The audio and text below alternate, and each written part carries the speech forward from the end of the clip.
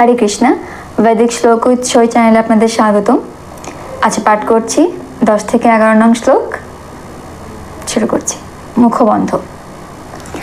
ওং অজ্ঞানতিমিরান্ধস্য জ্ঞানাঞ্জনশলাকয়া চক্ষুরুন্মিলিतं येन তস্मै শ্রীগুরুবে নমঃ। শ্রীচৈতন্যমনোভীষ্টং স্থাপিतं येन ভূতলে স্বয়ং রূপः কদা মহ্যং দদাতি স্বপদান্তিকं। বন্দেহং শ্রীগুরো শ্রীযুতপদকমलं শ্রীগুরুन् বৈষ্ণবাংশ্চ শ্রীরূপং সগ্রজাतं সহগণ রঘুনাথান্বিतं तं সজীবं সদ্বৈतं সবধূतं পরিজনসহিतं কৃষ্ণ চৈতন্য দেবং শ্রীরাধাকৃষ্ণ পাদন সহগণ ললিতা শ্রী বিশাখান্বিতংশ্চ। হে কৃষ্ণ করুণা সিন্ধু দীনবন্ধু জগৎপতে গোপীশ গোপিকাকান্ত রাধাকান্ত নমস্তুতে। তপ্ত কাঞ্চন গৌরাঙ্গী রাধে বৃন্দাবনেশ্বরী বিশ্বভানুসুতে দেবী প্রণমামি হরিপ্রিয়ে। বঞ্চাকল্পতরুভ্যশ্চ কৃপা সিন্ধুভ্য এব চ পতিতানাং পাবনেভ্যো বৈষ্ণবেভ্যো নমো নমঃ। जय श्री कृष्ण चैतन्य प्रभु नित्यानंद श्री अद्वैत गदाधर शिवासादि गौर भक्त वृंद। हरे कृष्ण कृष्ण कृष्ण हरे हरे हरे राम राम राम हरे हरे। हरे कृष्ण पाठ করছি বিষাদ যোগ প্রথম অধ্যায় 10 এবং 11 নং শ্লোক।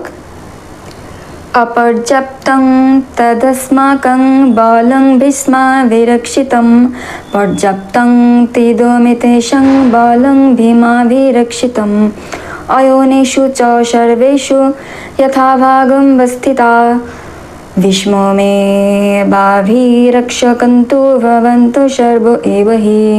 শব্দের অর্থ: অপর্যাপ্তম অপরিমিত, তৎ তা, অস্মাকম আমাদের, বলম বল, ভীষ্ম পিতামহ ভীষ্মের দ্বারা, অভিরক্ষিতম সম্পূর্ণরূপে রক্ষিত, পর্যাপ্তম সীমিত, তু কিন্তু, ইদম এই সমস্ত, এতেষাম পাণ্ডবদের, বলম বল, ভীম ভীমের দ্বারা, অভিরক্ষিতম সতর্কভাবে রক্ষিত, অয়নেষু যথাস্থানে, চ ও সর্বেষু সর্বত্র, যথাভাগম যথাযথভাবে বিভক্ত, হয়ে, অবস্থিতা অবস্থিত, ভীষ্মম পিতামহ ভীষ্মকে, এব অবশ্যই, অভিরক্ষন্তু রক্ষা করুন, ভবন্তু আপনারা, সর্বে সকলে, এবহি নিশ্চিতভাবে।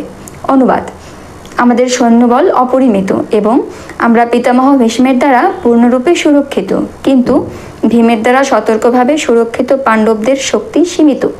এখন আপনারা সকলে সেনাবহের প্রবেশ পথে নিজ নিজ গুরুত্বপূর্ণ স্থানে স্থিত হয়ে পিতামহ ভীষ্মকে সর্বতোভাবে সাহায্য প্রদান করুন। তাৎপর্য: এখানে দুর্যোধন পাণ্ডব পক্ষ ও কৌরব পক্ষের সামরিক শক্তির তুলনা করেছে। পিতামহ বীরশ্রেষ্ঠ ভীষ্মদেবের রক্ষণাবেক্ষণাধীন অমিত শক্তিশালী এক সৈন্যবাহিনী ছিল দুর্যোধনের সপক্ষে, অপরপক্ষে পাণ্ডবদের সৈন্যবাহিনী ছিল সীমিত এবং তার সেনাপতি ছিলেন ভীমসেন। তার শৌর্য বীর্য ও সৈন্য পরিচালনার ক্ষমতা পিতামহ ভীষ্মদেবের তুলনায় ছিল নিতান্তই নগণ্য। দুর্যোধন চিরকালই ভীমের প্রতি ঈর্ষান্বিত ছিল, কারণ সে জানত যে যদি তাকে কোনোদিন মরতে হয় তবে ভীমের হাতেই তার মৃত্যু হবে। কিন্তু ভীষ্মের মতো বিচক্ষণ ও দুর্ধর্ষ যোদ্ধা তার পক্ষের সেনাপতি থাকায় সে নিশ্চিতভাবে ধরে নিয়েছিল জয় তার হবেই। দুর্যোধনের প্রতিটি কথাতে বোঝা যাচ্ছে যুদ্ধ জয় সম্বন্ধে তার মনে কোনোই সংশয় ছিল না। ভীষ্মের শৌর্য বীর্যের প্রশংসা করার পরে দুর্যোধন বিবেচনা করে দেখল অন্যেরা মনে করতে পারে তাদের শৌর্য বীর্যের গুরুত্ব লাঘব করে হেয় করা হচ্ছে, তাই তার স্বভাবসুলভ কূটনৈতিক চাতুরীর সাহায্যে সেই পরিস্থিতির ভারসাম্য বজায় রাখার জন্য সে উপরোক্ত কথাগুলো বলেছিল। এভাবে সে মনে করিয়ে দিল যে ভীষ্মদেব যত বড় যোদ্ধাই হন তিনি বৃদ্ধ হয়ে পড়েছেন এবং সব দিক থেকে তাই ভীষ্মদেবকে তাদের সকলেরই রক্ষা করা উচিত। যুদ্ধ করতে করতে যদি তিনি কোনো একদিকে এগিয়ে যান তাহলে শত্রুপক্ষ তার সুযোগ নিয়ে অন্য দিক থেকে আক্রমণ করতে পারে। তাই অন্য বীরপুঙ্গবেরা যাতে নিজ নিজ স্থানে অধিষ্ঠিত থেকে শত্রু সৈন্যকে ব্যূহ ভেদ করতে না দেয় তার গুরুত্ব সম্বন্ধে দ্রোণাচার্যকে দুর্যোধন মনে করিয়ে দিয়েছিল। দুর্যোধন স্পষ্ট অনুভব করেছিল যে কুরুক্ষেত্রের যুদ্ধে তার জয়লাভ সম্পূর্ণভাবে নির্ভর করছে ভীষ্মদেবের উপর। দুর্যোধনের দৃঢ় বিশ্বাস ছিল সেই যুদ্ধে ভীষ্মদেব ও দ্রোণাচার্য তাকে সম্পূর্ণভাবে সহযোগিতা করবেন, কারণ সে আগেই দেখেছিল যখন হস্তিনাপুরের রাজসভায় সমস্ত রাজপুরুষের সামনে দ্রৌপদীর বস্ত্রহরণ করা হচ্ছিল, তখন তাদের প্রতি অসহায় দ্রৌপদীর আকুল আবেদনে সাড়া দিয়ে তারা একটি কথাও বলেননি। যদিও দুর্যোধন জানত তার সেই সেনাপতি পাণ্ডবদের বেশ স্নেহ করতেন, কিন্তু তার বিশ্বাস ছিল যে পাশা খেলার নিয়মানুসারে তারা যেমন তাদের স্নেহ প্রবণতা বর্জন করেছিলেন, এই যুদ্ধেও তারা তাই করবেন। হরে কৃষ্ণ।